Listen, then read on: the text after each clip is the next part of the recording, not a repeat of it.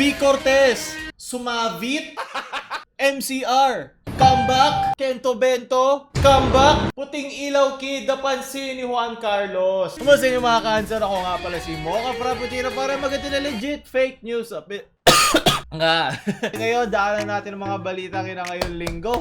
Dami, nakakapagod. Pero diba, content. So, daanan muna natin lahat. Unahin na natin ang pinaka-importante sa ating title at algorithm. Si V. Cortez, so hindi nyo siya kilala, siya ang girlfriend ni Kong TV. So, kamakailan no November 8 to 10 sa ABS-CBN Vertis tent. At ang tawag doon ay Bizarre, kung saan may mga iba't iba dito mga merchants, iba't iba mga vloggers na nagagawa ng ecosystem doon para magbenta, para makita ng mga fans, para kumbaga all in all negosyo to. Isa tong business venture kung saan merong risk at meron ding opportunities. So, naging issue dito ay doon pumunta ang mga merchants kay Tito Raffy Tulfo. Sabi ko, Wala, alam nyo naman dito sa Pilipinas lahat kay Tito Raffy na, diba, para ito, from Raffy Tulfo, kahit ano, pwede kukunin ni Tito Raffy yan, diba? Kasi ganyan ang tunay na tito. So, pumunta rin ako sa Bizarre. Di nyo ba alam? Ito, panoorin natin. From subs to carps. Paulol! Si Paulol! Labas niyo si Paulol! Labas niyo si Paulol! Labas niyo si Paulol! Nasa harap pa man din kayo. Paulol! Si Claro! Wag yan! My God. Ba't kayo ganyan? Ay, wag pala! Paulol! Paulol! Sobrang awkward ko sa totoong buhay, so hindi ako makikita sa ganyan. Baka madilaan ko mata nyo. Pero either way, naging issue doon sa mga merchants na nagreklamo kay Tito Raffy papunta kay Tita V. Cortez ay sobrang gulo daw kasi naging parang concert daw yung bazaar. Kasi sobrang gulo, hindi na daw napapansin yung kanilang mga stalls. At tandaan nyo, kasama sila sa mga nagbayad para mabuo yung event, diba? In partnership with World Treks. Ang nangyari, hindi daw sila nakabenta at sila ay humihingi ng compensation na 50% kay Tita V. At kaya sabi Tita V, hindi pwede, 10% lang ang maibibigay namin. Sa isang side, ang sinasabi nila, mayroong risk ang business. Okay, so totoo naman yon, ganun naman talaga ang negosyo. Hindi lang porket nagawa ka ng negosyo, giginhawa ang buhay mo, kailangan mo rin paghirapan yan. Ang isang side naman ng issue, ang sinasabi nila, hindi nyo inalagaan yung mga merchants nyo. Kumbaga, contract-wise, kulang-kulang. Ang mismo daw event, ang masasabi natin, hindi merchant-friendly. Diba? Kumbaga sa Skyrim, ito yung mga hindi mo pinapansin ng mga kajit, di ba? Kahit nagbebenta sila doon. Nung pinagsama na sila Tito Tulfo, marami rito mga paratang ang mga merchants, pero sinabi rin naman nila sa dulo na tumulong din naman si Tita V at sinabi at makikita rin naman sa isang vlog ni Tita V. Cortez. Pumunta siya sa mga booth. Pero tanda mo, ang daming booth, 100 yun at nag-handle ka pa ng event. Ako naging part na ako ng isang team ng mga sa events kasi yung dati kong trabaho, nagtayo rin kami ng event sa World Trade Center. Kung naalala nyo, meron dito sa ito, ililink ko yung isa kong vlog dati na kasama kami sa Comic Con. Gumawa rin ako doon ng mga copy kasi nagsusulat ako. So, yun yung aking mga ginawang copy, diba? I-like nyo kasi sobrang witty ko, diba? Ang talino. Sino nakaisip nung tagline na yun? Mahirap, nakakapagod talaga isang event. At sobrang siya eh. So, kailangan magaling kang mag-troubleshoot. Hindi mo dapat i-expect na hindi magkakaroon ng problema. Yan. Kailangan meron ka na agad plan B, plan C, hanggang plan V. It all interconnects into the Bazaar Zone. So, ang pinaka gusto ko dito sa dami nung balikan nila nung merchant V, naiinis ako kasi dapat yung World Trek, yung partner na yun, ang dapat pinaka sumasagot no. Kasi si V, para siyang promoter or kahit siya yung nagsimula nito, yung pinaka technical, yung pinaka fine print legal issues ay nasa World Trek kasi sila yung organizer, diba? Pumunta ako sa World Trek na site, exhibit organizer. Ito ang kanilang forte. Simula 1992 ay nagsimula na sila under a different name at ngayon nag-iba na sila. So, ang dapat nandoon ay yung mismong presidente ng World Trek. Kasi syempre, nandoon na tao na parang representative na sumasagot para sa World Trek, masasabi lang niya, I will relay this information, I will talk to ganyan, I will talk to ganyan. Diba? Kaya sa I will talk to, pwede nyo na i-resolve doon. Pero siguro ayaw ng World Trek ng ganong klaseng publicity na yung mismong presidente ang sasagot. So, okay lang, naiintindihan ko, isa yung business decision, di ba? Ganon din mag-troubleshoot. So, kanya-kanyang troubleshoot to. Sa buong issue na to, natuwan-tuwa ako. Hindi dahil nagkamali si V. Ito ang kanyang unang event, diba? V means virgin. First time niya gumawa ng event. Gago! Walang mali siya. Itong pagkakamali na to, purong inexperience lang talaga to. Kumbaga nung sinusuksok mo to first time, ang napasok mo sa ibang butas. Diba? Wala namang mali siya na buntisin mo siya. Kasi yung si V tsaka yung Worldtech, para silang nag-aaway na mag-asawa, at itong mga merch at yung mga anak na nasasama dun sa gulo ng away-asawa. Yun yung ramdam ko dito. Walang mali siya yung ginawa ni V. Talagang pure inexperience on her part. At okay lang yun, wala namang problema. Since sa dulo naman ng issue, na-resolve na nila. May picture pa nga sila na pinost niya agad. Pinicturean pa nga nila, diba, magkakasama sila na-resolve na, diba, lahat ngiti-ngiti, happy-happy. Yun naman yung point nito, hindi naman para gumawa ng drama. Kung may makukuha tayo, ito yung victory kay V yun, wag nyong maliitin ang kapangyarihan ng mga YouTubers kasi epekto na rin ito yung laki ng influence, laki ng dami ng mga fans sila, kaya nabigla yung mga organizers kasi hindi sila inakala na ganito karami na daig para mga artista, yung mga traditional media, yung ngayong online platform na tulad ng YouTube. Makikita mo dito na sanay humandle ng brand ang Payaman team. Talaga kasi na-resolve nila agad at hindi na pinalaki tong issue na to. Hindi sila umiiwas, di ba? Talagang diretso na agad sila kasi alam naman nila na malinis ang konsensya nila at wala silang kailangang itago. Hindi man ako kasama sa Bazaar. Para bilhin nyo yung merch natin nasa description, Shopee. Sunod na balitang magbabalik ang Battle Royale. Yes, ng November 25 at sobrang tagal, 10 years na to na inaabangan ko at dahil pa rin umaangal na libre ba to? Kaya nga sobrang nawala sa mapa ng Battle Realms dahil sa piracy. Isa ang Battle Realms sa mga kilalakihan kong RTS games at nawala sila sa mapa dahil nawala na sila ng fans dahil lagi sila pinapirate lalo na sa Pilipinas. Ngayon magbabalik sila, na-incorporate na daw nila yung mga syncing issues, mga computer kaka-computer mo yan Ngayon maipapasok na ito sa Steam coming November 25. So kung umabot to ng 10k likes, maglalaro pa kami ng Battle Realms. Hopefully maraming bago, 'di ba? Na ano, kasi sigurado ako yung makukuha nilang pera dito ilalagay nila para gumawa ng Battle Realms 2 at isa to sa mga pinakamatagal na comeback na inaantay ko at mga iba pang manlalaro dito sa Pilipinas at excited na ako malaro ito. Sunod na balita na isa pang comeback, 'di ba? Puro comeback ni V, comeback ng Battle Realms. Ngayon comeback naman ng MCR. Ang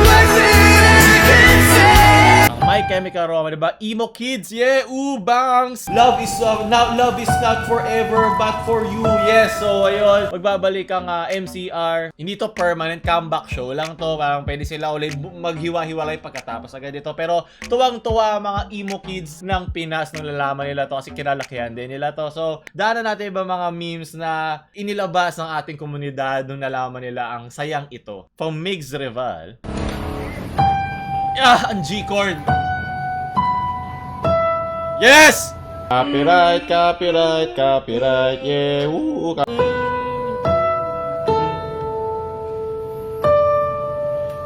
now.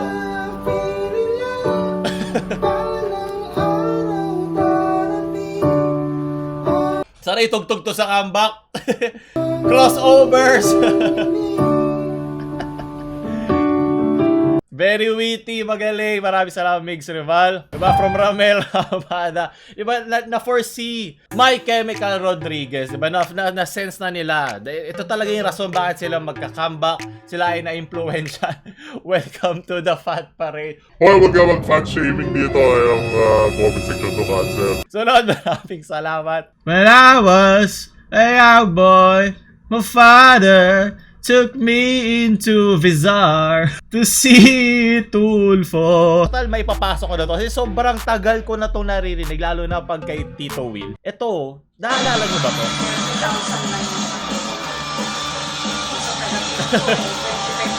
Isiniksik ko lang to. Every time na may mananalo, ilalabas sila tong para ref part o ano man tawag dito ng I'm Not Okay by My Chemical Romance. Hindi ko alam ba't hindi sila nakaka-copyright dito. Sunod na balitang. Ito na siguro ang huli ko. Ito na ang Trilogy versus Kento and Kaalaman. Kasi recently naglalabas pa si Kento Bento ng usapan nila ni Kaalaman at sobrang tagal nito, 38 minutes. So, sa mga nakita ko, mas nag-lean ako kay Kento Bento dahil meron siyang team. Kaalaman, siya lang mag-isa at online lang. Pinakita dito yung conversation at maraming fallacies na ginawa si Kaalaman dito. Yung appeal to sympathy. Marami siyang ginawang logical fallacies on bakit dapat siyang pagbigyan ni Kento Bento tulad nung meron siya pinagdadaanan. Hindi mo pwede gamitin yun. Kung wala tayo sa korte, pero kung i-follow mo dito yung rational para malaman mo kung tamang isang desisyon o hindi mo pwede ipasok ang emosyon mo. Parang yung sinasabi nila na sinisigawan daw ng World Trek na president yung mga merchant. Business yan eh. Ito parang ganito, business din yung brand yan. Hindi ka pwede malagay ng emosyon pag meron mga ganitong issue. Kasi tama o mali to, hindi yung kung sino mas nasaktan, sino hindi. Very calmly inaddress ni Kento Bento yung mga paratang ni Kaalaman sa kanya at sinabi niya dito na public knowledge. Pero ako lang ang gumawa ng script at itinahi-tahi ko yung mga events na nangyari into an animation format. At ito ang dinedepensahan ni Kento Bento. Ang sabi ni Kaalaman dito, hindi copyrighted ang public information. Pero hindi public information yung pinag-uusapan dito. Ang sinasabi nitong kinopyright ko ay yung mismong flow nung script na ginamit ni Kento Bento. At alam niya, at sinabi rin naman in record ni Kaalaman na kinuha niya ito, yung script kay Kento Bento dahil pati yung mismong mga mali.